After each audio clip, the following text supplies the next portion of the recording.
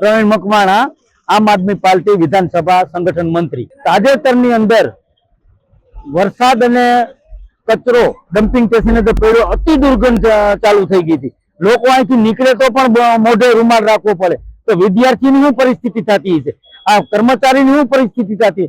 વારંવાર લેખિત રજૂઆતો ઘણી કરી છે, મૌખિક પણ ઘણી કરી છે।